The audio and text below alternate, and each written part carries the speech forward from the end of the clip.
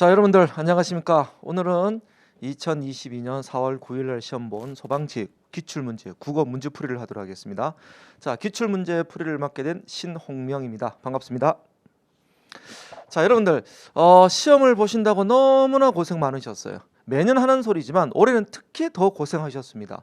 자, 두 가지 이유가 있죠. 첫 번째는 올해가 마지막 국어 시험이에요. 마지막 국어 시험이다 보니까 여러분들이 더욱더 아무래도 더 신경을 쓰지 않았을까 생각이 듭니다. 그죠? 내년에 또 그런 기회가 없으니까요. 그래서 올해 마지막에 모든 에너지를 쏟아보자라는 학생들이 많았을 겁니다. 그래서 수고하셨고요.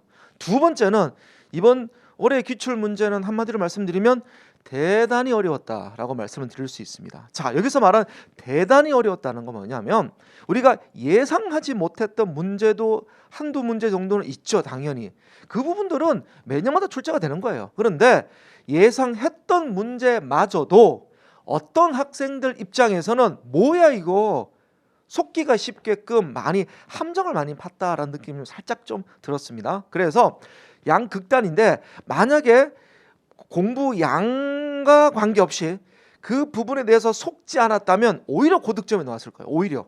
오히려. 그래서 제 주변의 학생들도 100점인 학생, 95점인 학생이 종종 연락이 옵니다. 문자가 오고 감사합니다 오죠. 근데 그 문자와 감사가 작년보다 많이 줄어들었어요. 근데 오히려 그 부분을 속지 않았다면 확 점수 올라가다가 오히려 반대로 분명히 공부했어. 근데 품사 공부 다 했어. 대명사 알고 있어. 그런데 막상 딱 사지 선지 중에서 두 개는 확실히 답이 아니야. 두 개 중에 고민이네. 여기서 속았다면 오히려 점수가 좀 많이 떨어지는 양극단의 현상이 보여지는 문제 유형이 올해 유형이지 않았을까 생각이 듭니다. 그래서 내심 이거 참 어렵다. 올해 전반적으로 문제가 다 어려웠죠, 여러분들. 국어뿐만 아니라 전반적으로 어렵다는 소리를 많이 좀 들었습니다. 근데 국어가 특히 이거 함정 문제를 많이 팠더라라는 느낌이 좀 살짝 들어서 내심 좀 걱정을 했던 그런 문제였지 않나 생각이 드는데, 근데 우리가 알다시피 이 국어든 모든 과목은 절대평가가 아니고 상대평가죠. 어렵고 많은 학생들이 틀렸다면 그만큼 점수는 내려가게 돼 있어요. 그죠? 다 비례하게 돼 있죠. 그러니 아무래도 제가 봤을 때는 이번 점수 국어는 65점, 70점, 남학생들 같은 경우에는 70점이면 65점, 70점이라 하더라도 합격이지 않을까 생각이 들 정도로 점수가 확 내려가지 않나 생각이 좀 듭니다. 물론 좀 상대적인 이거 좀 지역마다 좀 다르겠죠. 지역마다 점수가. 근데 평균 65, 70이면 아무래도 이 부분에서 작년에 80점과 맞먹는 그런 점수가 이지 않을까 생각이 든다라는 말씀을 좀 드리면서, 자, 그러면 같이 문제를 풀면서 어떤 문제가 우리를 괴롭혔는지 살펴보도록 합시다. 자, 같이 한번 보도록 하죠.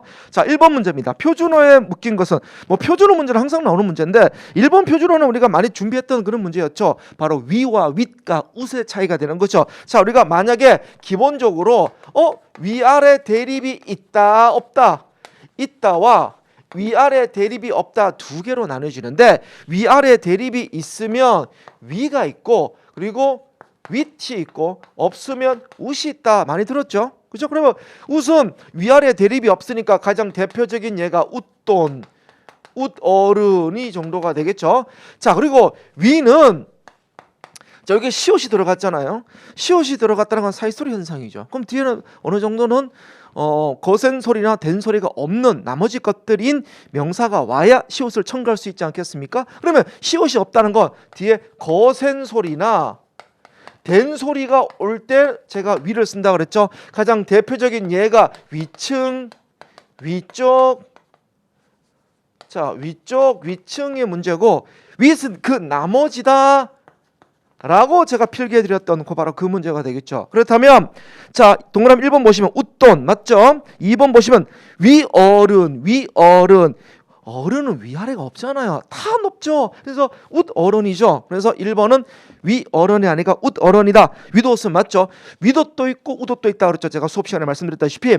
왜냐하면 위아래 대립이 없는 그냥 일체형 옷은 웃옷입니다. 웃옷. 근데 위아래 대립이 있는 잠바류나 체육복 같은 경우는 아래 옷도 있잖아요. 그럼 윗옷이 되겠죠. 둘 다 된다고 말씀드렸죠. 2번 윗배, 아랫배. 그리고 위쪽. 자, 위쪽이 틀렸죠. 왜냐하면 위쪽은 된 소리가 났기 때문에 위를 써야 된다는 거 많이 배웠죠. 그래서 2번은 위쪽이 틀렸습니다. 윗마을은 맞고요. 자, 3번 윗니, 윗입술, 위층. 자, 윗니, 윗입술은 위아래가 있으니 시옷을 쓸 수 있어. 근데 위층은 거센 소리니까 시옷을 쓸 수 없어. 정답 3번. 아주 쉬웠던 문제였죠. 그죠? 4번 윗넓이. 자, 항상 이번 소방직 국어의 특징이 뭐냐면 사지선단을이잖아요. 그러면 1번 이 4개 중에서 2개는 누가 봐도 아니야. 공부 좀 한 상태라면 말이에요. 공부 안 했다면 모르겠지만 누가 봐도 아니야. 그러면 꼭 2개 중에 하나를 괴롭혔다는 거예요. 물론 시험 문제가 다 그렇다고 하지만 특히 올해 유달리 심했다는 겁니다. 그죠? 그리고 너무할 정도예요. 이 20문제 중에서 거의 대부분이 다 이런 형태를 문제를 띄고 있으니 우리 학생들이 잠깐 컨디션이 나빴다 그런다면 많이 틀릴 수 있는 그런 문제였다라고 정도로 좀 걱정되는 문제였다. 자, 보세요. 윗넓이란 말은 잘 못 들어봤잖아요. 윗넓이, 아랫넓이가 있어요. 수학에서 윗넓이, 아랫넓이. 이거 위아래가 있으니까 윗이 맞죠. 다음에 운목. 자, 운목 잘 쓰지 않죠. 우리가 보다 아랫목, 운목 이랬죠. 여기도 위아래가 있죠. 그래서 윗목이죠. 운목이 아니라 윗목입니다. 자, 다음에 윗자리, 아랫자리. 자, 그러면 윗넓이와 우리 윗자리는 잘 쓰지 않는 단어들이잖아요. 그러니까 이런 것들, 애매한 것들을 하나 집어넣었다는 건 우리 소방직스럽지 않다 이 얘기예요. 자, 어쨌든 1번 문제는 그래도 문법에서 좀 가장 쉬웠던 문제였다. 정답은 3번. 자, 2번 문제 봅시다. 맞춤법에 틀린 거. 자, 맞춤법 문제인데요. 맞춤법도 우리가 충분히 예상했던 문제죠. 그리고 또 맞춤법은 기출 문제를 통해서 많이 봤기도 했고요. 1번 보시면 번번이 제가 이와 히를 쓰는 방법 중에서 이와 히, 시옷 받침일 때는 이를 써라. 산뜻 이, 깨끗 이. 다음에 하다가 붙을 수 있으면 히를 쓰고 하다가 붙을 수 없으면 이를 써라. 그런데 예외가 많다고 분명히 말씀드렸잖아요. 번번하다는 말은 우리가 없어. 물론 이런데 번번하다 검색해보면 뜻이 있긴 해요. 근데 그 뜻이 아니에요. 우리가 번번이라는 것은 때때로란 뜻이지만 번번하다는 것은 우리가 알고 있는 때때로 뜻이 전 다른 번번하다입니다. 그러면 또 우리가 또 번번하다는 말 잘 안 쓰잖아요. 그럼 우리가 머릿속에 번번하다는 말은 없어요. 그럼 번번이가 되죠. 많이 해왔던 거죠. 곰곰이, 번번이. 근데 꼼꼼하다가 있으니까 꼼꼼히라 그랬죠. 그러면 당연히 2번에 1번 번번이는 한글 맞춤법 제가 25항에서 설명해 드렸던 예문이니까 충분히 우리가 접근할 수 있었다. 번번이는 맞습니다. 2번 보죠. 실던지 줬던지. 이거 우리가 많이 했던 거잖아요. 뭐냐면 자, 2번이죠. 만약에 든지던지와 봤을 때 든지는 선택이라고 말씀을 드렸고 던지는 과거 회상이라고 설명해 드렸죠. 든지 사가든지 배든지 마음대로 먹어 이러면 든지지만 얼마나 아름답던지 하면 과거 회상이라고 그랬죠. 근데 여기서는 싫던지 좋던지는 선택이기 때문에 든지로 써야 되겠죠. 정답은 2번. 좀 쉬웠던 문제였습니다. 3번 기다리던 해가 뜨자 금세 주변이 환해졌다. 자, 금세는 지금 바로라는 금시에라는 뜻의 줄임말이죠. 그 지금 바로 이런 뜻이죠. 금세. 그러니까 제가 만약에 이걸 금세 아이를 쓰면 이 말도 있긴 있지만 이거는 북한어라고 그랬잖아요. 물건의 그 값어치의 높낮이를 우리가 금세라 그래요. 이거는 이거 금세는 북한어라고 그랬죠. 그래서 우리에서는 안 쓴다고 말씀드리지 않습니까? 수업 시간에. 그죠? 그래서 금세 맞죠? 4번을 보시면 눈에 띄게 띄다는 많이 했었잖아요. 그죠? 많이 강조했던 문제고 또 심지어는 기출에도 나왔던 문제이기도 하고요. 그래서 우리가 예를 들면 띄다와 띄다가 있는데 얘는 그냥 눈에 띄다 하나만 기억하라 그랬죠. 제가 막 길게 공부하지 마시고 눈에 띄다. 얘는 띄다 뭐 띄다의 의미니까. 그러니까 뭔가 뜨이다 뭔가 북 올라 뜨이다. 뭔가 도드라지다 뜨이다니까 눈에 잘 보인다 해서 제가 띄다라 그랬죠. 나머지 띄다는 뭐죠? 어떤 사명감이 띄다. 색깔, 얼굴색, 이 슬픈 빛이 띄다 할 때는 띄다라 그랬죠. 그래서 눈에 띄다 쉬웠던 문제입니다. 2번도 좀 쉬웠던 문제였죠. 그죠? 2번도 충분히 우리가 풀 수 있는 문제였습니다. 자, 1번, 2번은 우리가 그러면 풀만 했던 문제야. 그래? 이 정도는 충분히 예상했었어. 이 정도는 풀만 했었어. 이 정도. 자, 3번 보죠. 자, 그 띄어쓰기 올바른 거. 자, 띄어쓰기가 의존명사 띄어쓰기가 있고 본용은 보조용은 띄어쓰기가 보통 많이 나와요. 근데 여기서는요. 조사 띄어쓰기가 많이 나왔어요. 물론 동그라미 3번처럼 지라가 또 나왔죠. 또. 근데 1번, 2번은 조사입니다. 자, 1번 보세요. 그보다. 이 보다가 뭐예요? 뭐뭐보다. 비교 부사격 조사잖아요. 뭐뭐 보다. 그러면 그보다는 뭐죠? 붙여야죠. 그 보다 같이 합쳐서야죠. 보다가 비교 부사격 조사니까 조사는 붙여라. 자, 2번 보시면 집에서부터. 집에서부터는 한글 맞춤법에도 바로 나오는 거죠. 자, 에서도 조사고 부터도 조사다. 다 붙여야죠. 자, 그래서 1번, 2번은 다 틀렸다는 거 볼 수 있고 3번 보시면 이곳, 그곳, 저곳은 대명사잖아요. 이곳, 그곳, 저곳 지시대명사입니다. 그렇다면 당연히 뭐가 되는 겁니까? 그죠? 전부 다 원래 한 단어죠. 그러면 3번은 이곳라고 붙였어야 되는 거예요. 그리고 내가 방문한 지 일주일이 되었다. 자, 지가 또 나왔죠. 의존명사 지는 막연한 시간이고 어미 지는 경과한 시간이고 어미 지는 막연한 의문이라 그랬잖아요. 그럼 시간이 나오면 띄워라. 의문이 나오면 붙여라. 우리가 수백 번 했죠. 그러면 당연히 이 방문한 띄우고 집니다. 3번은 2개 틀렸어요. 자, 그런 다음 정답은 4번이죠. 고민을 하면 할수록, 머무면 멀수록. 하면 할수록은 둘 다 용언이니까 당연히 써야 되는 거죠. 한 단어가 아니죠. 그죠? 그래서 하면 할수록 띄우고. 그리고 나오지 않았다. 나오지 않았다는 본용언 보조용언이니까 띄워도 되고 붙여도 되고. 정답은 4번입니다. 자, 3번까지도 풀만했다. 그래, 공부했다면 풀만했다. 좋습니다. 자, 문제는 더 4번부터 시작되는 거죠. 우리를 괴롭히는 문제. 자, 4번 봅시다. 품사가 동일한 거. 제가 수업 때 말씀드렸죠. 작년에 품사 문제가 출제되지 않았기 때문에 올해 품사 문제가 나올 거다. 그래, 품사 열심히 하세요 라고 말씀드렸죠. 그죠? 근데 품사가 2문제가 출제가 됐어요. 그죠? 예를 들면 4번과 7번. 4번과 7번에 바로 품사 문제가 되겠죠. 그러면 품사 문제가 2문제 출제될 정도로 예상했던 문제입니다. 품사가 나왔는데 물론 7번은 너무나 황당한 문제이긴 합니다만은 황당하게 하다기보다는 좀 잘 나오지 않았던 문제입니다만은 근데 4번, 7번은 우리가 품사는 충분히 대비가 됐던 문제야. 근데 쉽지 않게 냈어요. 자, 1번 보세요. 집에 가 있어라. 자, 있다는 동사 있다가 있고 형용사 있다가 있어요.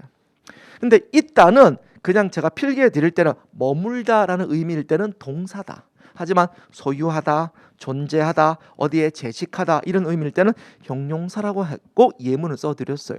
그런데 그렇게 의미적으로 파악하면 힘드니까 제가 방법이 뭐냐면 는다나 니은다를 집어넣어 봐라. 는다나 니은다를 집어넣어서 그 있다가 말이 된다면 동사고 말이 되지 않는다면 형용사로 인식해라 라고 제가 팁을 드렸죠. 자, 1번 봅시다. 집에 가 있어라. 물론 어라 자체가 명령형이잖아요. 동사는 명령을 쓸 수 있죠. 그럼 이거 벌써 동사라는 걸 금방 눈치챌 수 있어야 돼요. 자, 근데 우리 그걸 모른다고 쳐봅시다. 그러면 는다를 집어넣어 볼게요. 있는다. 집에 가 있는다. 있는다 되죠? 그럼 동사예요. 그러면 자, 첫 번째는 있는다가 되니까 동사입니다. 두 번째 보세요. 나에게는 꿈이 있는다. 없잖아. 말이 안 되잖아요. 그럼 얘는 형용사가 되죠. 이렇게 파악할 수 있다라고 제가 수업 때 말씀드렸죠. 자, 2번을 보죠. 자, 문제를 말해 동그라미 2번이야. 내일, 어제 이런 부분들은 내일, 어제, 오늘 이런 부분들은요. 명사일 수도 있고 부사일 수가 있습니다. 자, 그러면 내일, 오늘 이런 말들은 얘는 명사일 수가 있고 부사일 수가 있는데 부사의 기본 형태가 뭐죠, 여러분들? 용언을 수식하잖아요. 용언을 수식하고 명사니까 일반적으로 뭐죠? 조사가 붙습니다.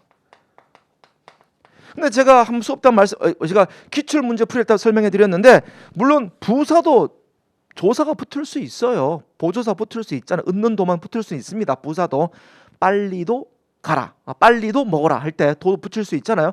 자, 그렇다면 보통 우리 소방직 원래 전통적 우리 소방직 시험 문제였다면 아주 심플하게 냈을 거예요. 예를 들면 명사 내일 뒤에는 조사를 붙였을 테고 부사 내일 뒤에는 조사가 없이 용언을 수식했을 거예요. 아마 이게 우리 소방직 스타일이에요. 지금까지 몇 년 동안?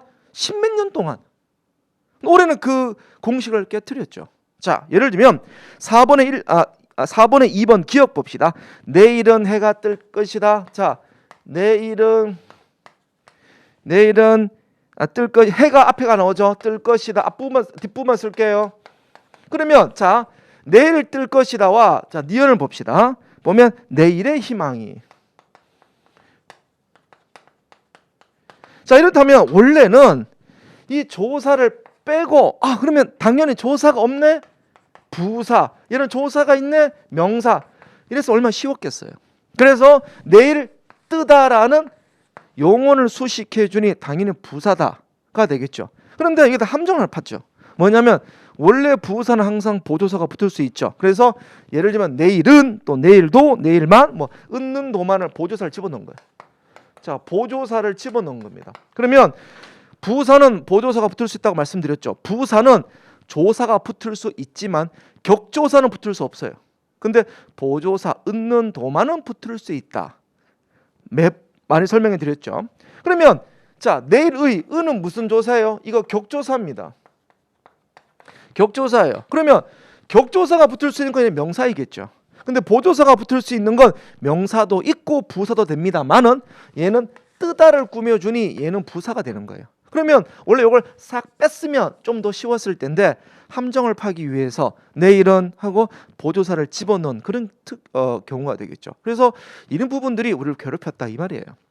그래서 4번에 2번은 내일은 부사고 내일의는 명사가 된다. 격조사는 부사가 붙을 수 없으니 의는 관용격 조사잖아요. 그죠? 그래서 얘는 조사가 붙었으니 명사 100% 확실한데 이제 얘가 문제였죠. 근데 내일 뜨다를 수식하니 용언을 수식하니 부사일 수밖에 없었다 이 말입니다. 자, 아주 어려웠던 예문이었어요. 우리 소방직스럽지 않았어요. 이런 문제는요 보통 국가직, 지방직에서 많이 출제되는 문제 형태였습니다. 제가 이따가 또 다시 종합적으로 말씀드리겠습니다만은 이번 시험 문제는요 소방직에서 낸 거 아닌 것 같아요. 이거 저뿐만 아니라 많은 교수님들이 똑같은 말씀을 하십니다. 저뿐만 아니라 이번 뭐 이런 느낌이 있죠. 소방직 출제 내는 사람이 오늘 국어 마지막이야. 나 내기 싫어. 어차피 뭐 지방직 저 국가직은 계속 낼 거니까 너희들이 좀 내봐. 오늘 그러면 퇴근할게. 뭐 이런 느낌 있죠. 그러니까 국가직, 지방직 출제자들이 그래? 소방직 그동안 고생했어. 그래 가. 내가 대신 내줄게. 그래서 딱 봤는데 똑같이 낼 수 없으니 작년 시험지를 봤죠. 작년 시험지를 보고 작년에 이런 문제가 나왔네. 그럼 이걸 싹 빼고 딴 문제 내야지. 좀 쉽게 내야지 했는데 그게 맨날 국가직, 지방직 문제 내는 사람들이 갑자기 소방직 문제 내면 갑자기 쉬워집니까? 갑자기?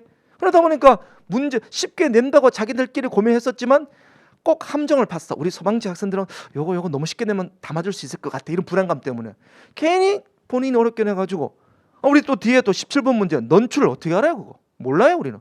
저도 잘 몰랐어요. 넌출이라는 단어 자체가. 아니 그런 건 너무하지 않습니까? 좀 미쳤다고 봐야 되겠죠. 그래서 문제가 어려운 게 아니라 문제가 안 좋다고 보셔야 돼요. 그래서 우리 소방직스럽지 않았다. 소방직 역사 통틀어서 가장 소방직스럽지 않는 문제였다라고 보면 될 것 같아요. 또 말씀드리지만 그렇다고 해서 우리 학생들이 물론 힘들으셨겠지만 상대평가다. 어렵다면 그만큼 점수 확 떨어진다. 우리는 절대평가로 합격하는 학생이 아니잖아요. 상대평가잖아요. 그만큼 점수는 확 떨어진다 라고 보시면 될 것 같아요.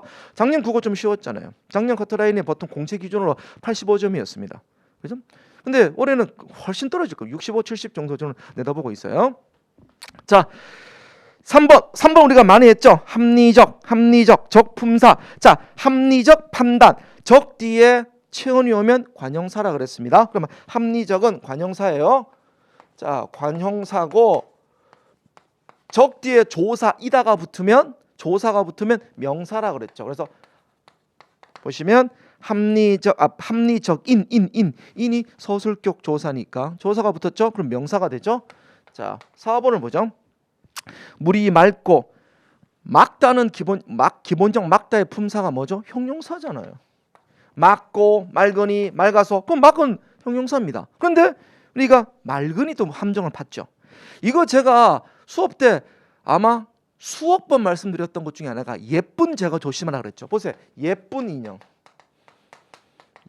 인형을 샀다 했을 때 이 예쁜의 품사는 예쁘다, 예쁘고 예쁘니 형용사라 그랬어요. 하지만 문장 성분은 인형을 꾸며주니 관형어라고 했어요. 그러면 품사는 형용사고 문장 성분은 관형어인데 얘를 관형사라고 보지 말라라고 제가 수억 번 얘기했죠. 수억 번. 그러면 얘는 관형사이고 형용사입니다. 마찬가지로 예쁜 대신 맑은이 왔잖아요. 맑은은 하늘을 꾸며주는 관형어 역할을 하지만 품사 자체는 뭐가 됩니까? 맑고, 맑은, 맑아서, 맑음으로. 그냥 형용사예요. 똑같은 거예요, 얘랑. 그러니까 둘 다 형용사니까 정답은 4번이죠. 자, 그래서 4번 문제 틀린 학생들은 아마 4번에 2번과 4번을 헷갈리지 않았을까 생각이 듭니다. 자, 5번. 5번은 제가 그냥 기었죠. 나와요 라고 말씀드렸죠. 객체 높임법 제가 나온다고 말씀드렸죠. 왜? 작년 안 나왔으니까. 올해 나온다고 그랬잖아요. 근데 객체는 그냥 기계적으로 객체를 만드는 방법 깨가 있고, 그 다음에 특수 어휘가 뭐 있죠? 못이다, 뵙다, 엽주다, 들이다. 4가지. 그냥 기억하세요. 못이다, 뵙다, 엽주다, 들이다. 그냥 기억하세요. 못이다가 나왔네. 정답 1번. 틀릴 수가 없어요. 그러면 1번 못이다는 객체 높임법이고, 니은 봅시다. 오시네. 정말 쌤께서 오시네. 시가 들어갔죠. 그러면 상대 높임법. 네는 뭐죠? 종결어미죠. 그래서 죄송합니다. 시가 들어갔죠. 주체 높임법. 네 종결어미면 상대 높임법. 그래서 주체와 상대 둘 다 있는 거고. 디귿 보겠습니다. 오세요. 오시어요죠. 이것도 시가 들어갔죠. 주체 높임법. 그리고 어요가 들어갔죠. 상대 높임법. 그러면 니은과 디귿은 주체, 상대 둘 다 있지만 기억에 못이다는 객체가 있죠. 그래서 정답은 1번. 틀릴 수가 없는 문제다. 자, 6번 문제입니다. 자, 사동피동 제가 나온다 그랬죠. 그죠? 왜?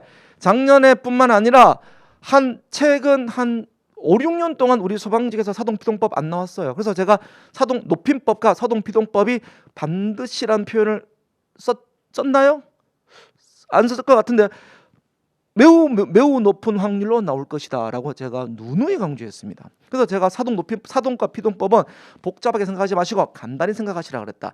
이희리기 우구축, 이희리기가 붙은 것 중에서 목적어가 있으면 사동, 목적어가 없으면 피동이에요. 그러면 상대적으로 사동이라고 그랬으니까 목적어 있어야 된다고 그랬잖아요. 그러면 3번, 4번 답이 될 수 없어요. 왜냐하면 3번 보세요. 장난감이 잘 정돈되었다, 되다는 피동접사죠. 4번 정우에게 아름다운 경치가 보이없다, 이가 들어갔죠. 목적어 없죠. 피동접사죠. 그러면 3번, 4번은 답이 될 수 없어. 왜? 목적어가 없으니까. 그럼 1번 목적어가 있고 2번 목적어가 있잖아요. 자, 그런데 이희리기라는 사동접사가 붙어야죠. 1번 보시면 쥐가 고양이를 물었다. 그냥 물었답니다. 이건 타동사죠. 이희리기 없잖아요. 물리다라는 이런 말이 없잖아요. 리가 없잖아요. 이희리기가 없죠. 그럼 얘는 사동도 아니고 피동도 아닌 그냥 주동문이잖아요. 얘는 패스. 주동문이에요. 아무것도 아니에요. 근데 2번 보시면 모닥불이 눈을 녹인다. 이 녹다에다가 이가 들어갔죠. 이가 들어가고 앞에 눈을이라는 목적어가 들어갔으니까 사동. 정답은 2번. 아주 쉬웠던 문제였습니다. 그래서 6번 문제는 그냥 가볍게 풀 수 있는 문제. 자, 7번 문제입니다. 7번은 좀 어려웠죠.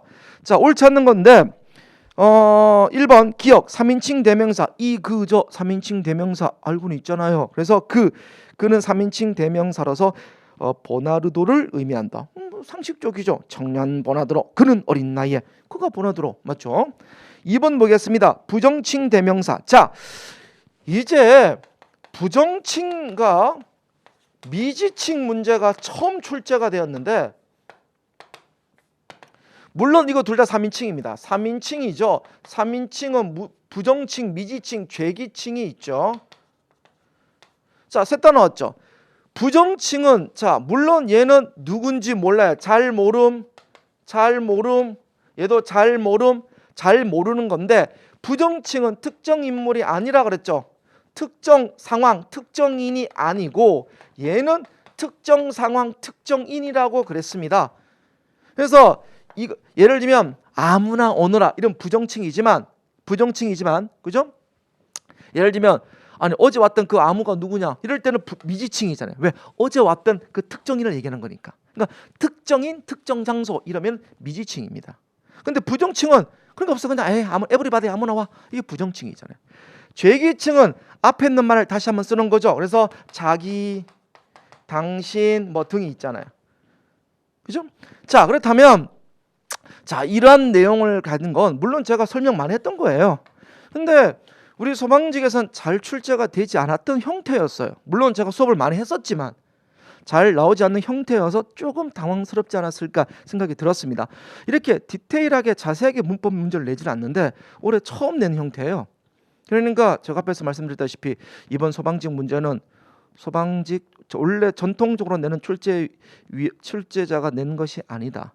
전형적으로 아마 분명히 출제자가 술 먹고 그 다음날 잤거나 그래서 아마 지방직 출제자가 아마 대신 내줬을 것 같다라는 느낌이 든다 이 얘기예요. 자 봅시다. 니은. 자 니은 보시면 아무나 조각할 수 없는 훌륭한 작품. 그 아무나가 어떤 사람이 아니고 에브리바디니까 부정칭이 맞죠. 부정칭. 특정인이 아니잖아요. 자 그리고 특정되지 않다 맞고 다음에 3번 디귿 자기만. 자기는 죄기대명사 앞에 말을 다시 한번 쓰는 거잖아요. 자 이제 문제는 그러면 1번 2번 3번은 충분히 풀 수 있는 문제야. 그럼 정답은 4번일 수밖에 없잖아요. 4번이 맞고 안 맞고를 떠나서 1번 2번 3번은 너무나 명확하니까 4번 보죠. 어디에서 자 그의 천재성은 어디에서 비롯된 걸까? 그럼 좀 4번 봅니다. 리얼 미지칭 대명사. 자 이런 거 보세요. 어디가 미지칭인지 부정칭인지 모른다고 합시다. 우리가 몰라. 그런데 천재성은 어디에서 비롯된 걸까? 그럼 이 어디가 어딜까요? 예를 들면 그 천재성은 부모에서 물려받은 것인 건가? 그 천재성은 뭐 경험에 의해서 우러나온 건가? 그 천재성은 노력인가? 어떤 특정 장소가 있죠. 그 미지칭은 맞긴 맞아요. 맞는데 근데 그걸 떠나서 가리키는 대상은 천재성이다? 그러면 천재성은 천재성에서 비롯된 것일까? 이런 의미는 아니잖아요. 그러니까 그럼 당연히 그 어디는 천재성을 지시하는 게 아님을 충분히 알 수 있죠. 그러니 정답은 4번이라고 쉽게 풀면 또 풀리는 문제예요. 그런데 또 괴롭게 앞에 또 미지칭이냐 부정칭이냐 이게 우리를 괴롭혔던 문제죠. 근데 결론부터 말씀드리면 그 어디는 특정 곳을 의미하는 겁니다. 즉 부모님인지 또는 뭐 자기의 노력인지 경험인지 그 천재성이 나오는 곳이 어떤 장소 어떤 상황이 있으니까 미지칭 대명사는 맞다. 하지만 지시하는 곳은 천재성은 아니다. 그러니까 정답은 4번. 자, 이 문제도 만약에 미지칭 부정칭을 공부하지 않았던 학생들이라 하더라도 최소한 그 천재성은 이 어디가 천재성이 아닌 정도는 알 수 있으니 그렇게 센스를 발휘하면 어느 정도는 조금 풀 수 있는 문제였지 않나 생각이 듭니다. 그렇게 어렵지 않는 문제였다라고 하고 자 8번 한국어의 특징 옳지 않은 것. 자 8번 문제도 그렇게 어려운 문제는 아니에요. 그런데 제가 놀라운 건 제가 소방직을 오랫동안 수업했었지만 소방직 제가 수업하지 않았던 기출문제를 다 분석해봐도 한국어 특징을 묻는 문제는 단 한 번도 없었어요. 지금까지. 물론 어려운 문제는 아니에요. 그냥 상식적인 문제긴 해요. 왜냐하면 우리가 문법 다 공부했었잖아요. 문법을 쭉 공부했다면 당연히 이거는 한국의 특징이란 특정 부분을 공부하지 않았다 하더라도 우리가 최소한 품사 공부했죠. 품사 공부했죠. 문장 성분 공부했었으면 접근할 수 있는 문제예요. 근데 이렇게 아주 올드한 문제를 내는구나 싶을 정도로 조금 놀라웠다 정도. 1번 보겠습니다. 높임법이 발달했다. 당연한 거 아닌가요? 상대 높임법, 객체 높임법, 주체 높임법 지겹도록 공부했죠. 2번 접속사와 관계 대명사 있다. 자 우선 놔둡시다. 2번은 3번 주어 목적어 서술어. 그렇죠. 주어 목적어 서술어 우리가 SOV 많이 설명해 드렸죠. 이거는 제가 한국어 언어와 국어 파트에서 설명해 드릴 뿐만 아니라 특히 제가 또 어디서 향찰에서 설명한 적도 있잖아요. 우리는 중국 어순과 다르게 SOV다. 중국은 SOV지만 중국은 우리는 SOV, 걔는 SVO. 그죠? 많이 했던 거죠? 자, 그러면 풀 수 있는데 함정을 또 팠죠. 바로 4번이야. 그러면 2번과 4번을 또 헷갈리게 만든 거예요. 4번 보세요. 문법적 의미를 나타내는 문법 형태소가 발달했다? 자, 여기서 문법 형태소란 단어 자체가 좀 낯선 학생들이 있을 거예요. 물론 처음 듣는 건 아닙니다. 제가 형식 형태소가 문법 형태소와 같다라고 한두 번 정도 설명해 드린 적이 있어요. 그런데 그 한두 번이었지 1년 동안 눈에 강조하지는 않았잖아요. 왜? 당연하죠. 문법 형태소는 정확한 명칭이 아니라 학교에서 만든 명칭이 아니기 때문에요. 근데 여러분들 우리가 알고 있는 형태소 종류는 뭐가 있죠? 의존 형태소, 자립 형태소, 실질 형태소, 형식 형태소는 알고 있어. 근데 문법 형태소가 뭐지? 근데 여러분들 형식 형태소 개념이 뭔가요? 종류는 조사, 어미, 접사지만 개념이 뭔가요? 아마 이런 우리 기본교재 83페이지 펼쳐보시면 이렇게 나와 있습니다.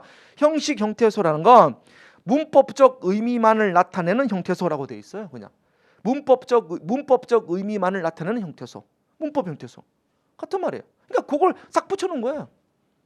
그러니까 이게 아주 교묘하다는 거죠. 그러면 문법적 의미만을 나타내는 형태소가 문법 형태소 또는 형식 형태소인데 그 문법 형태소가 바로 형식 형태소와 같은 말입니다. 종류가 뭐가 있죠? 조사, 어미, 접사예요. 그러니까 정답은 2번일 수밖에 없는데 자 보세요. 접속사. 그러나 그리고 그러므로. 근데 우리는 접속 부사라는 말 쓰지 접속사라는 말 쓰지 않아요. 또 우리 그거 모른다고 쳐봅시다. 뭐 접속 부사는 접속사나. 근데 우리는 접속사라는 말 쓰지 않아요. 접속 부사지. 근데 관계 대명사는 우리나라에 말 안 쓰잖아요. 오늘 대명사 우리 국어 시간에 제가 관계 대명사 말을 써본 적 있나요? 영어 시간에 관계 대명사는 영어에서 쓰는 말이죠. that이나 which나 who나 it 이런 걸 얘기하는 거잖아요. 그죠? 우리는 관계 대명사와 같은 역할을 하는 건 있죠. 그죠? 지시 대명사는 있습니다. 이 그저 있는데 우리는 영어에서 말하는 관계 대명사만은 쓴 적이 없고 제가 단 한 번도 쓴 적이 없잖아요. 수업 시간에 1년 동안. 그러면 정답은 2번. 그죠? 그러면 접속사와 관계 대명사는 영어 문법에서 쓰는 용어다. 정답은 2번.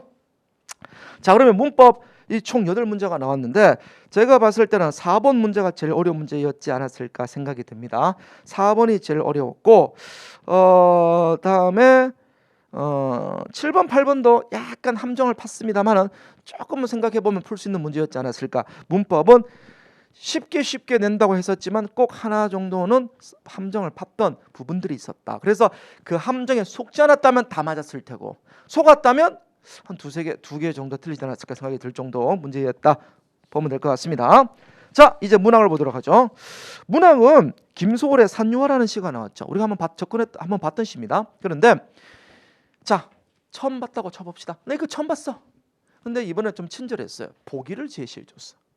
산유화라는 김소월의 산유화라는 시를 모른다고 치더라도 밑에 보기가 나와 있어. 친절하게. 자, 보기 읽어보죠. 자연의 질서는 반복을 통해 지속적으로 재현됨으로써 항구적 가치를 대표하는 것으로 인식되곤 한다. 자, 그러면 자, 이 시는 자연의 질서가 뭐 항구적 가치를 가 있다. 영원한 가치다. 항구적 가치가 있다. 뭐 이런 정도 의미가 되겠죠. 다음, 특히 시에서는 일시적이고 순간적인 것으로 그려지는 인간의 삶과는 거리가 멀다. 특히 시를 예를 들었는데 시에서는 인간적인 거, 즉 일시적이고 다음 뭐죠?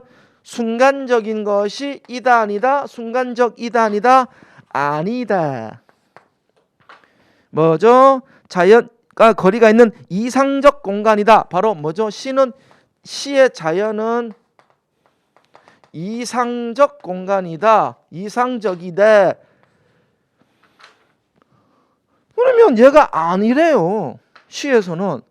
그럼 접근하기 문제 좀 풀기 쉽지 않았습니까? 자, 그럼 보세요. 1번. 산은 일시적이고 순간적인 인간의 삶을 대변하고 있다. 아니, 위시는 자연의 질서는 항구적 가치다. 그래서 자연은 이상적이다. 산은 자연입니까? 자연입니까? 산입니까? 자연이니까 인간입니까? 당연히 자연이니까 이상적 공간이지. 누가 일시적 공간이라고 하면 안 되죠. 보기를 이쁘게 제시해 줬잖아요. 그럼 정답 1번. 바로 풀어야죠. 이 정도는 바로 풀어야죠. 자, 그리고 2번 피다 지다는 자연의 연속성. 자, 꽃이 피고 꽃이 진다. 1년은 꽃이 피고 3년은 꽃이 진다. 4년이죠. 피고 지고는 계속 계절의 순환이 계속 항구적으로 계속되는 거죠. 3번 저만치 혼자 피어 있다는 건 자, 혼자 피어 있다. 보세요. 인간은 순간적이고 자연은 이상적이죠.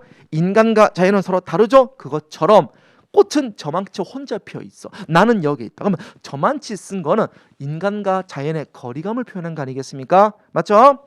4번 가을, 봄, 여름 없이. 이 가을이 뭐냐면 영어 고가 아니라 가을이에요. 가을, 봄, 여름 없이. 그러니까 가을, 봄, 여름 계절의 순환을 드러내는 겁니다. 그래서 영원성이죠. 그래서 정답은 1번이 되겠네요.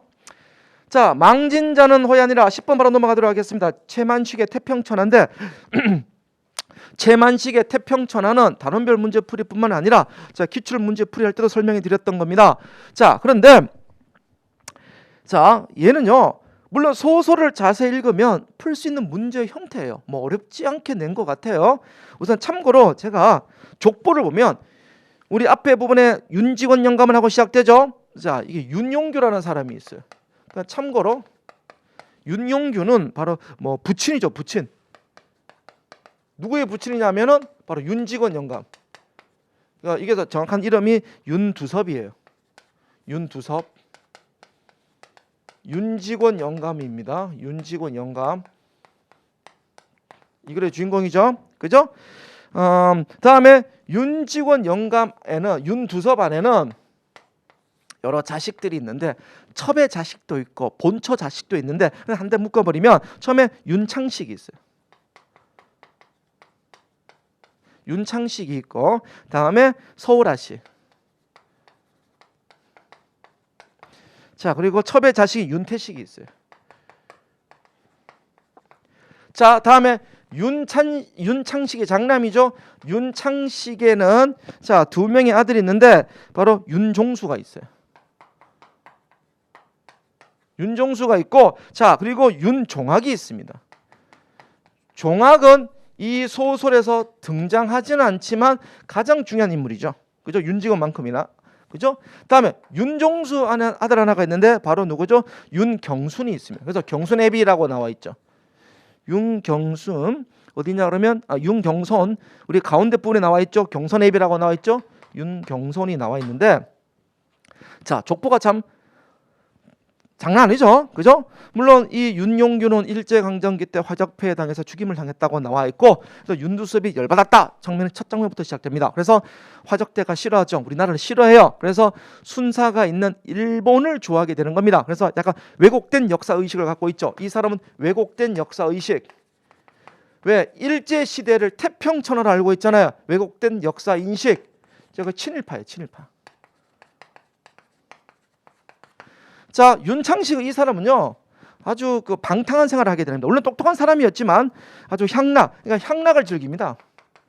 향락을 즐기고 돈도 많이 써요. 그리고 현실에 대한 의지가 없어요. 그죠? 현실 의지가 없습니다. 극복 의지가 없어요. 현실 의지가 없어요. 자, 다 전부 다 돈만 노리는 사람인데 윤종수 같은 경우도 윤종수도 마찬가지인데요. 이게 나오면 종수가 나옵니다만은 얘는 그 아주 방탕한 생활합니다. 방탕한 생활을 하고요. 방탕한 생활하고 군석이에요. 석이 잡일해 주는 사람. 군석입니다. 군석이. 자, 군석인데 이 윤두섭 할아버지는 이 종수가 그래도 최소한 뭐 높은 사람이 되기를 좀 원했죠. 그죠? 여기서 아마 군수라고 되어 있을 겁니다. 그러니까 군수를 바랬지만 겨우 군석이야. 그래서 좀 짜증 나는 거야. 아유, 내가 너한테 돈 쓴 게 얼만데 겨우 군석이 하냐? 뭐 그 장면 나오죠. 다음에 여기선 등장하지 않지만 이 작가나 윤두섭이나 모든 사람이 기대를 거는 사람 누구죠? 바로 윤종학이에요.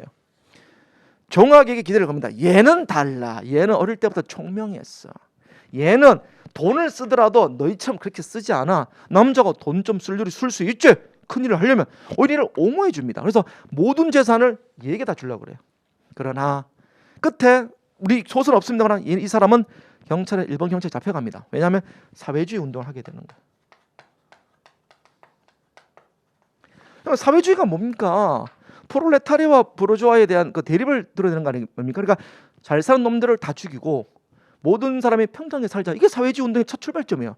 그런데 제일 싫어하는 게 바로 윤두섭이 바로 그런 걸 제일 싫어하잖아요. 왜? 자기 아버지가 사회주의 운동과 비슷하게 농민들에서 죽임을 당했기 때문에. 그러니까 돈 뺏겼잖아요. 그러니까 제일 철천지 원수 같은 그 놈짓을 얘가 하고 있는 거야. 제일 기대하는 놈들이. 그래서 이 집안은 망했다라는 걸 드러내는 게 바로 태평천한다. 그래서 마지막 끝에 윤두섭은 아니 이렇게 거리마다 순사여 얼마나 좋은 곳인데 하고 왜 이렇게 태평천을 몰라봐 하고 이 소설은 끝나게 되는 겁니다. 친일파적인 모습이죠. 자, 이게 스토리입니다. 그러면 10번 윗글에 대한 설명 옳지 않은 겁니다. 윤직원 영감의 아버지는 화적대에게 죽임을 당했다. 맞죠? 윤직원 영감은 종학이 경부가 되기를 바라고 있다. 이거는 우리가 본문 가운데 부분에 나오고 있죠. 본문 가운데 부분에 본문 가운데 3분의 2 지점 읽어보죠. 그게 목적은 경부가 돼야 갈고서 경찰서장이 된단 말이다. 응? 알겠어? 이 부분 확인할 수 있겠죠. 그다음에 3번 윤직원 영감은 군속이로 일하는 종수에게 불만을 드러내고 있다. 많죠. 특히 우리가 아래쪽 부분에 이런 말 나오죠. 아, 동생놈은 버젓한 경찰서장인디 형놈은 개우 군속이를 댕기고 있다. 남 부끄러워서 어쩔 티요. 자, 물론 종학은 경찰서장으로가 아니라 앞으로 경찰서장이 될 것이다. 그 얘기를 하고 있는 거고. 그럼 너도 아니 군속이 하지 말고 아니 군수 정도 돼야 되지 않냐? 라고 지금 미리 설레발 치는 거예요. 이 군 경찰이 아니에요. 그죠? 하겠다고 법학 공부한다고 돈을 가져갔지만 결국 사회주의 운동을 하러 빠졌죠. 그러면 실제 경찰 아니고요. 그러면 결국 윤종수에 대해서 못마땅한 거 있으면 알 수 있겠죠. 그럼 정답은 4번일 수밖에 없습니다. 종수는 윤직원 영감과 심리적으로 가까운 사이다. 자, 설사 이런 우리가 구조를 모르고 풀었다고 쳐봅시다. 하지만 본문에 나와 있잖아요. 특히 우리가 그 지문의 가운데 부분 읽어보죠. 가운데 부분. 너 경손애비 부디 정신 차리거라. 경손애비가 바로 윤종수예요. 종수. 경손애비 윤종수 정신 차려라. 윤직원 영감이 종수도로 곰곰이 훈계를 하던 것이다. 아니 안식구가 있는 데라 점잖게 경손애비죠. 정신을 차려야 할 것이 네가 암만 허여도 내 아우 종하기만 못하여. 네 아우 종만 못하잖아. 불만을 갖고 있잖아요. 그죠? 정답은 4번입니다. 자, 11번 윗글의 서술상 특징 옳지 않은 건데 인물 간 대화 장면을 생생하게 그려져 있다. 큰 따옴표가 많으니까 대화가 많은 거잖아요. 맞죠? 2번 인물의 구어적 표현.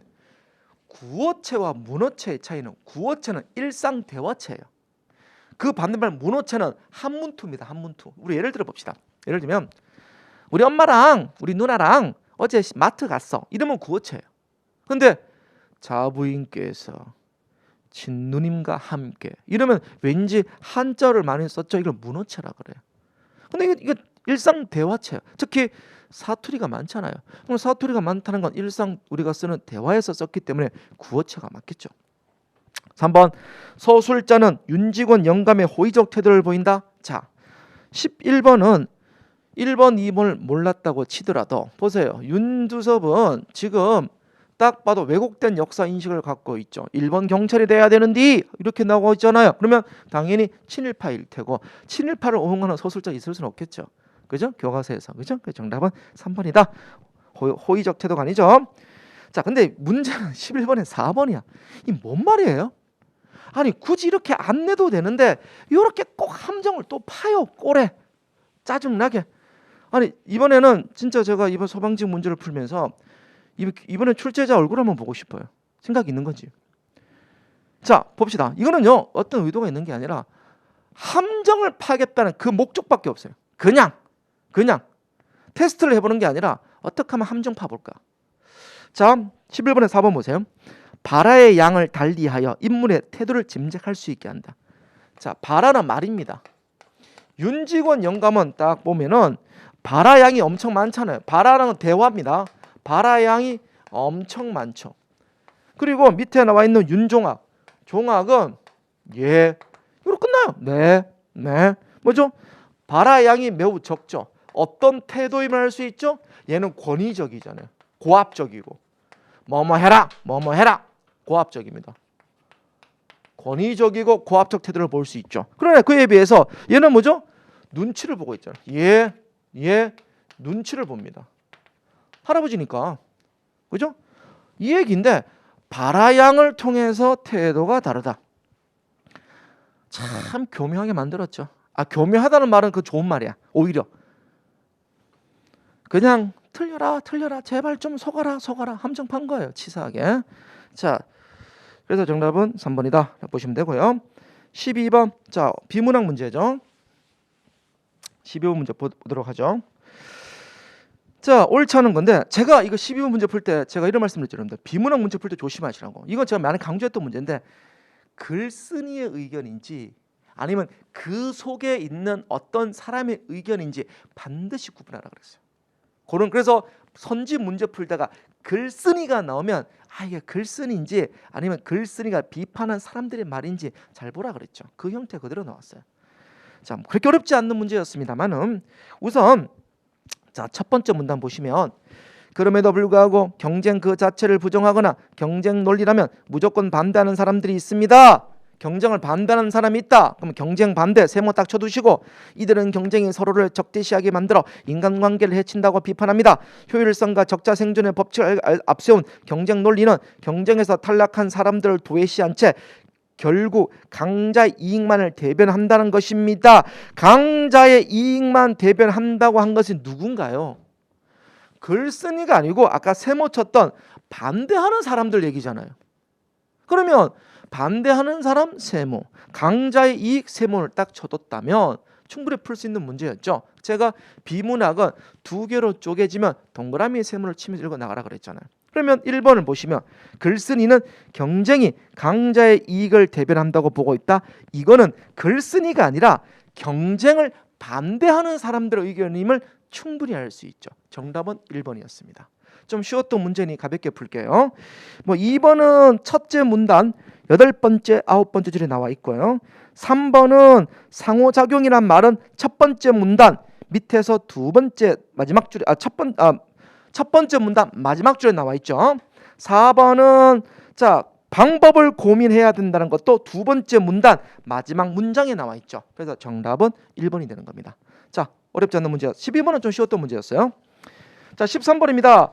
자, 13번도요. 쉬운 듯 하지만 헷갈리게 만들었던 겁니다.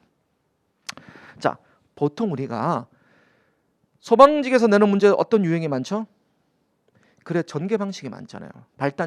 전개 방식이라는 것은 뭐 정의, 예시, 분류, 분석, 비교, 대조, 인용, 묘사, 확인, 지정, 서사, 과정, 인가, 열거, 유추 이런 것들이잖아요. 근데 여기서는요. 원래 우리 소방직에서 한 번도 빠지지 않았던 문제 유형이야. 근데 그걸 빼고 다르게 낸 겁니다.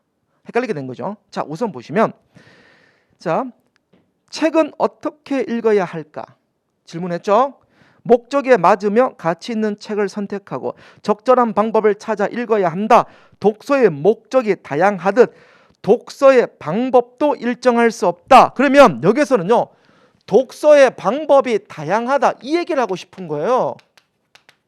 독서의 방법이 다양하답니다. 책이 아니라 독서의 방법. 방법이 뭐가 있죠? 통독, 정독, 발췌독 이런 것들이 있잖아요. 그런데 밑에 옛 사람들은이라고 예를 들었어. 근데 이거는 뭐죠? 독서의 방법이 다양하다는 예시가 옛 사람들이잖아요. 옛 사람들은 통독도 하고 정독도 하고 했다 하고 예를 들었어요. 예시 맞아요.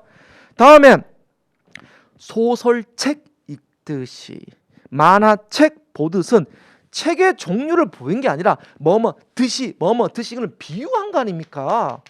이 책의 종류가 아니에요. 바로 이게 함정 문제였죠. 비유적으로 표현한 거죠. 그렇다면 옳지 않은 것은 자 1번 비슷한 구조를 지닌 문장. 예를 들면 소처럼 여러 차례, 고래처럼 여러 차례. 물론 이게 소와 여기는 뭐 소설 그리고 만화책 그리고 소, 고래 이거 다 비유적 표현이에요. 종류가 아니라. 그러면 뭐뭐처럼 듯이가 들어갔으니까 비유잖아요. 직유법이니까. 그런데 비슷한 구조 소처럼 뭐뭐하고 고래가 뭐뭐하고 소설책 읽듯이 만화책 보듯이 비슷한 문장 구조 맞고 1번이 맞죠? 2번 자 다양한 책의 종류를 예시하여 물론 예시는 있어. 근데 이게 예들입니까? 소설과 만화는 책의 종류를 예를 든 게 아니라 독서의 방법이 다양한데 마치 소설책 읽듯이 할 때는 그렇게 하고 만화책 읽듯이 하는 방법이 있다. 그 얘기를 해주는 거지 책의 종류를 설명한 예는 아니잖아요. 그죠? 듯이가 붙었으니까. 그러니까 정답은 2번입니다. 3번 질문을 던지고 답하는 형식. 그래 첫째 줄에 나오죠. 질문했죠. 4번 쉽게 생생한 비유가 많았잖아요. 정답은 2번입니다. 자 14, 15번은 그렇게 어렵지 않는 문제였던 것 같습니다. 14 윗글에 대한 이해로 적절하지 않은 거. 자 한번 찾아보죠. 1번 14 면담자는 생선상인가 이 얘기를 나누고 있습니까? 어디서 알 수 있죠? 면담자 네 번째 얘기에서 알 수 있죠. 확인했습니다. 2번 박영자는 면담 과정에서 단골 손님에 대한 호의적 감정을 드러내고 있다. 많이 나오는데 박영자 첫 번째 대화 1이나 2에서 확인할 수 있고요. 3번 홍성일과 박영자는 자신들이 하고 있는 일에 보람을 느끼고 있다. 자, 홍성일의 보람은 어디서 할 수 있냐 그러면 홍성일 육에서 할 수 있어요. 보람 느낀다 그랬어. 그런데 박영자가 저도 보람 있다는 말은 한 적은 없지만 박영자 제일 마지막 대사에서 박영자 제일 마지막 대사 즉 4번이죠. 이런 말이 나오죠. 제일 마지막입니다. 또 그런 사람들은 하고 또란 말 썼잖아요. 그러니까 위에 말 인정하고 또 거기에다가라고 하고 있으니까 얘도 호감이라는 걸 눈치챌 수 있겠죠. 그죠? 자, 근데 4번을 보겠습니다. 4번을 보시면은 홍성일은 오랜 시간 한 자리에서 생산 가게를 운영하며 단골을 확보해 왔다. 자, 어렵지 않는 문제였습니다. 오랜 시간이냐 아니냐 확인해 보면 아시는데 홍성일 우리 4번에서 이런 말 나오죠. 읽어보죠. 네 번째 홍성일입니다. 어떤 장사나 마찬가지겠지만 이 장사는 특히 단골을 확보하는 게 전부라고 할 수 있어. 돌아다니면서 물건을 팔기 때문에 한 자리가 아니네요. 정답은 4번. 자, 15번입니다. 옳지 않은 건데요. 1번 기억은 면담자가 관찰한 장면을 이해하기 위한 질문이다. 자, 기억 보세요. 그 집하고 인연은 어떻게 시작된 거예요? 왜? 30년 단골을 보고 얘기한 거 맞죠? 관찰해서. 2번 니은은 면담자가 추가적인 정보를 얻기 위한 질문이다. 니은 보시면 단골을 얻기 위해 어떤 노력입니까? 이게 왜 추가적이냐 그러면 아까 기억이 뭐예요? 아니 그 손님과 30년 동안 어떻게 시작된 거예요? 라고 질문했죠. 그에 대한 추가적으로 그러면 그 단골 또 단골입니다. 그러면 단골은 어떤 노력을 하셨나요? 다 단골 얘기니까 추가적 질문을 할 수 있잖아요. 3번 디귿은 생선 상인이 느낀 정서를 구체하기 위한 질문이다. 자, 기분이 어떠셨어요? 라고 했으니까 기분이 정서를 묻는 게 맞죠? 그럼 4번일 수밖에 없는데 4번 보시면 면담자가 생선 상인의 말을 제대로 이해했는지 점검하기 위한 질문이 아니죠. 뭘 점검하는 장면입니까? 얘를 장사하면서 느낀 보람을 묻는 거잖아요. 그러면 디귿의 질문은 어떤 기분이셨어요? 하고 리얼의 질문은 보람은 뭐였나요? 이것도 추가적인 질문이죠. 같은 정서 얘기니까. 그러니까 정답은 4번. 자, 쉬운 문제는 아니었습니다. 쉬운 문제였습니다. 16번. 제가 이옥설 몇 번 했죠? 수업 때 수백 번 했죠? 지겹습니다. 기출문제 풀 때부터 동영 모의고사 단원별 문제 또 제가 수업 시간에 매번 했어요. 심화문 교재까지 지겨워요. 그런데 문제를 조금 어렵게 된 것 같아요. 1번 보세요. 시간의 순서에 따라 사건의 추이를 서술하고 있다. 자, 지금 첫 번째를 봅시다. 집에 오래 지탱할 수 없어 퇴력한 행랑채 3칸이 있어서 나는 부득이를 모두 수리하게 되었다. 과거인데요. 그러니까 이런 과거 얘기 처음에 먼저 하고 있어. 나 수리하게 되었어. 과거 얘기고 다음에 이때 그중 2칸은 비가 샌 지 오래되었는데 그러니까 이거는 더 과거 얘기죠. 그러니까 지금 내가 3칸이 있는데 비가 샜죠. 비가 새서 하나는 수리를 미리 했어. 2개는 수리를 하지 않았어. 근데 비가 또 왔네. 그래서 얘는 돈이 크게 안 들었지만 얘는 돈이 많이 들었어. 일단 과거 얘기잖아요. 둘 다 과거 얘기인데 처음에 뭐죠? 이것부터 먼저 설명하고 있죠. 이게 과거고 이게 더 먼 과거잖아요. 이게 과거고 이게 더 먼 과거잖아요. 그런데 첫 장면 때 여기부터 시작되죠. 그죠? 그러니까 이건 거꾸로 올라가고 있잖아요. 시간의 추이가 아니잖아요. 1번입니다. 1번 틀렸고요. 2번 일상의 경험. 수필이잖아요. 설은 교수를 갈래라 그랬죠. 교수를 갈래는 제가 한문 수필이라 그랬죠. 고전 수필이라 그랬죠. 수필의 개념이 뭐죠? 체험과 경험이 있잖아요. 우리에게 깨달음을 준다 그랬죠. 교훈을 준다고. 정답 2번이에요. 그러니까 이거는요, 그냥 이옥설의 특징이 아니라 모든 설의 특징이에요. 2번. 3번. 특정한 현상을 일으킨 다양한 원인이 어디 있어요? 하나밖에 없죠. 내가 게을러서 그런 건데. 4번. 상반되는 3가지 경험. 이 3가지 경험이 나옵니까? 어차피 이거 하나의 경험을 하면 하나인 거고 굳이 2개 쪼갠다면 2개인데 3개 없어요. 자, 물론 확대가 2개가 있죠. 그러니까 처음에 자기의 경험하고 그다음에 확대 첫 번째 사람의 몸도 그렇다. 두 번째 정치도 그렇다. 그러니까 이거는 경험이 아니라 유추 비유적 표현한 거잖아요. 확대한 거죠. 정답은 2번입니다. 자, 17번이에요. 뜻풀이. 제가요 17번 문제 풀면서 진짜 욕 나올 뻔했어요. 자, 보세요 여러분들. 죄송한 말씀입니다만은 우리 소방직에서 가장 어려운 문제가 제가 뭐라 그랬죠? 사자성어라 그랬잖아요. 2018년 하반기부터 우리 소방직은 사자성어가 갑자기 한자가 나오게 되었다. 한자가 나오게 되었죠. 그죠? 그전에는 한글로 풀이한 한자가 나오다가, 그래서 우리 학생들 많이 힘들었을 것이다. 그래서 제가 마지막 수업 때까지 사자성어 문학을 하면서 이 사자성어 꼭 알아두세요라고 몇 번 말씀을 드렸잖아요. 그죠? 그런데 참 그게 무색하게 뭐죠? 사자성어 문제 안 나왔어요. 아니 그런 경우 있나요? 누가 예상했겠습니까? 우리 소방직 시험 문제 역대급 아무리 통틀어도 사자성어 없는 문제 한 번도 없었는데, 그건 항상 나왔던 문제인데 올해는 그걸 뺐어요. 좋아 뺄 수 있어. 그래, 부담감을 덜어드리기 위해서 그럴 수 있다고 쳐봅시다. 그러면 문제 낼 만한 어휘를 내야 되잖아요. 자, 어휘 문제 나왔네요. 사자성어 대신에. 오케이, 인정. 자, 보겠습니다. 기역 울울하고, 근데 나무가 빽빽하게 들어 매우 무성하다. 울울하다 모른다고 쳐봅시다. 그럼 보통 이런 문제들은 이제 문맥적으로 파악하면 돼요. 그래서 저기 저 건너 동사는 울울하고, 그럼 뭔가 무성하겠구나 눈치챌 수 있겠죠. 다음에 니은 건듯분이 잠깐분이, 그래 눈치챌 수 있어요. 다음에 3번 덩굴나무 넌출 휭휭친친 감겨. 자, 그러면 덩굴나무가 휭휭친친 감겼대. 감겼다는 말이 나오니까 뭔가 4번처럼 감기는 모양. 오케이, 4번도 인정. 근데 넌출이 뭐야? 그럼 밑에 보시면 근본에서 갈라져 나온 것. 그러면 덩굴나무에서 갈라져 나온 것이 휭휭 감겼다? 그러면 덩굴나무에서 뭔가 갈라져 나와서 휭휭 감겼다? 문맥이 말이 되잖아요. 다 맞는 것 같아. 어떻게 풀라고 이거? 넌출이라는 단어 들어본 적 있습니까 여러분들? 없어요.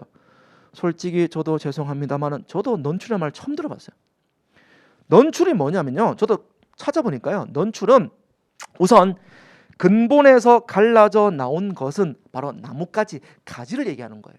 근데 넌출도 가지의 종류는 맞아요. 이게 함정이에요. 이게 함정도 아니고 치사 문제입니다. 정확히 맞다고 봐야 돼요. 가지는 맞는데 특히 넌출은 등나무나 넝쿨이나 칡처럼 이렇게 늘어진 가지 있죠. 휘휘 감는 거. 우리 그냥 나뭇가지는 쭉쭉 뻗잖아요. 이거는 그게 아니라 이게 휘 감는 거. 휘 감아서 감고 올라가는 그런 가지를 넌출이라 그런다고 합니다. 솔직히 저도 처음 알았습니다. 그러면 가지의 종류 중에 맞긴 맞는데 그 가지 중에 늘어서 감기는 가지가 넌출이에요. 근데 3번에 근본에서 갈라져 나온 것은 그냥 가지 자체를 의미하니까 정답은 될 수 없다. 정답은 3번인데, 자, 좋아요. 이런 문제 내려면 여러분들 우리가 자주 접하는 문학을 통해서 문맥을 통해서 찾을 수 있는 문제를 내야 돼요. 이거는요 어디 찾을 수 없는 문제예요. 다 맞는 말인 것 같은데. 그래서 아예 틀려라, 100점 용납지 않을 거야, 100점 인정 안 해, 이런 의도로 낸 문제다. 아무 재미도 없고 감동도 없고 그런 문제예요. 그죠? 그래서 제가 도대체 이 문제를 낸 의도가 뭔지 너무나 궁금한 문제입니다. 이거 2018년 지방직 문제와 비슷한 형태예요. 그래서 저는 이런 느낌 들었어요. 이거 지방직 출제자가 냈구나, 이 문제는. 딱 그런 느낌 드는. 자, 18번 19번 윤선도의 오후가인데, 자, 오후가를 모른다고 치더라도 좀 그렇게 어렵지 않는 문제 형태였습니다. 다행스럽게도. 자, 시조가 나왔는데, 자, 18번 가 부분의 역할로 가장 적절한 거. 자, 보죠.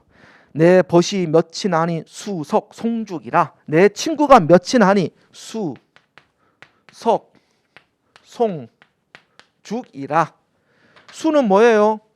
돌, 바위죠. 물이죠. 죄송합니다. 석은 뭐예요? 돌, 바위죠. 그죠? 송은 뭐예요? 소나무죠. 죽은 뭐예요? 대나무죠. 다음에 동산에 뭐가 오르니. 그럼 힌트, 동산에 뭐가 올라간대요. 뭘까요? 그게 문제죠. 그런데 마지막 우리가 유견에서 힌트를 줬죠. 유견 잠시 넘어가 볼까요? 보시면 작은 것이 높이 떠서 만물을 다 비치니. 그러면 자, 동산에 오르고 산에 높이 뜨고 만물을 다 비친대요. 그러면 딱 뭐예요? 해 아니면 달이겠죠. 그런데 6위는 두 번째 줄 밤중만 광명하니 너만이 또 있느냐. 밤중이니까 달이 당연히 뭐가 됩니까? 달임을 알 수 있네요. 밤중이니까. 그러면 수속 송죽 월이네. 월 달이겠네요. 수속 송죽 월. 자, 그리고 이거 오후가 그 다섯 친구 오후가. 그러면 이 시조의 주제는 무라일체 안분지족이잖아요. 나는 이 다섯 개만 있으면 돼 이거니까 무라일체 안분지족이죠. 자, 그런 것인데 그렇다면 18번은 가 부분의 역할로 가장 적절한 거. 자, 내 벗이 몇이 나니 수석 송죽이라 동산에 달 오르니 귀독 반갑구나. 두어라 이 다섯 밖에 또 더하여 무엇하리. 됐다. 이것만 있으면 된다. 이런 뜻이니까 무라일체 안분지죠. 그러면 앞에 내용을 소개해주고 있죠. 정답은 1번. 이거 수미상관법 아니잖아요. 19번은 달이라 그랬죠. 달.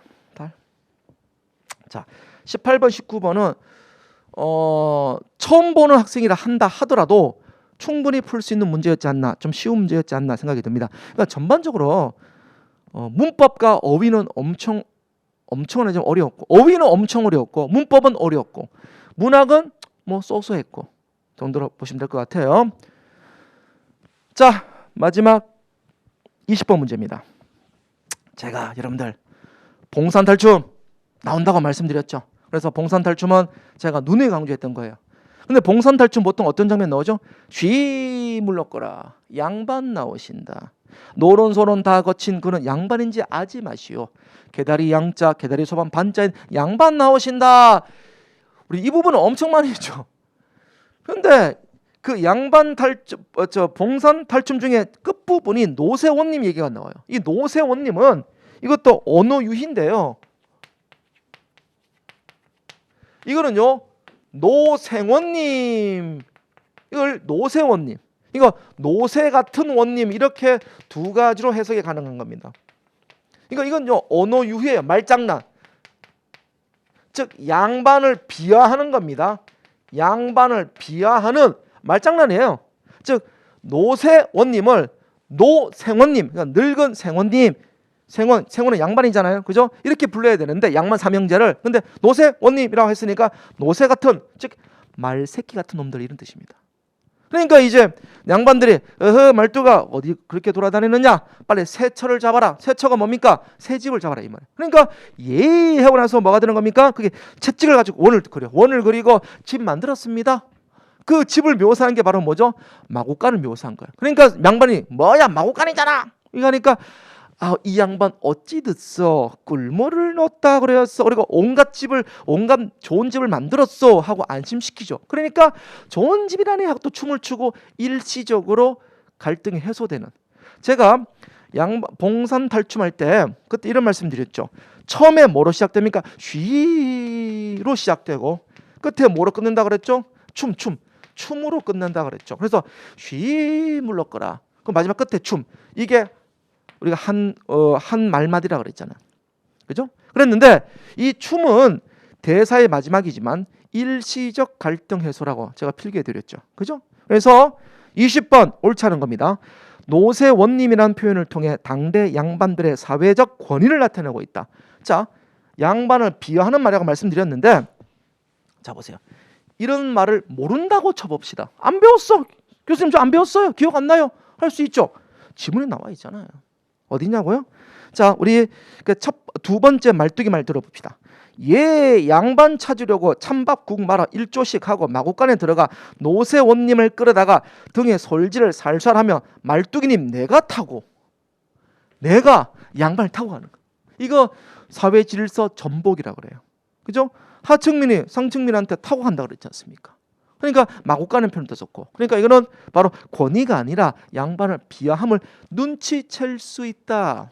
답은 1번이다.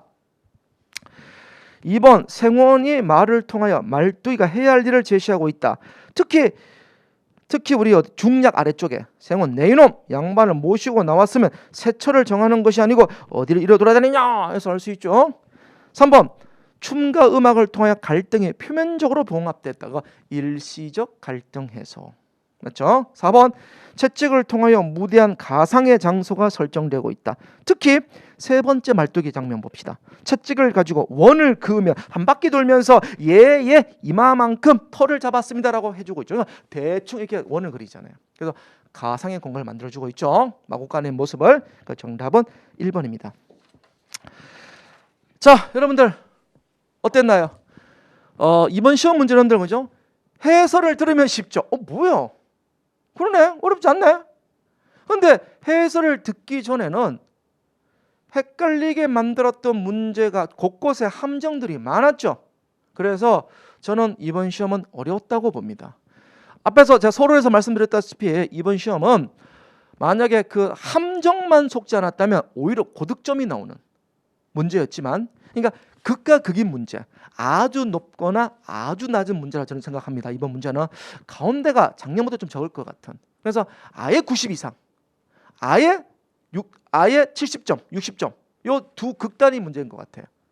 그래서 그런 유형의 문제였지 않나. 그래서 저는 앞에서 말씀드린 것처럼 이번에는 아마 또 여러분들의 저와 다르게 체감 점수는 더 떨어질 것 같아요. 그래서 많이 어렵다고 생각이 듭니다. 그래서 또 한번 말씀드립니다. 이번 시험은 절대평가가 아니잖아요. 상대평가죠. 내가 어려웠다면 남들도 어려운 겁니다. 그래서 만약에 85 이상 넘으신 분들은 당연히 합격이고요. 국어만 봤을 때 다른 과목을 제외한다고 치고 당연히 합격이고, 아마 70점까지, 아마 65, 70점까지 경채를 기준으로 65점, 70점까지도 다른 과목과 연동해봐야 되고, 또 지역에 따라 좀 다르겠지만 65, 70도 어느 정도는 바라볼 수 있는 그런 점수이지 않을까 생각이 듭니다. 작년보다 한 10점 이상 떨어질 것 같아요. 그렇게 예상하고 있습니다. 자, 여러분들 이번 시험 너무나 고생 많았습니다. 마지막까지 저는 여러분들의 합격을 기원합니다. 여러분들 감사합니다.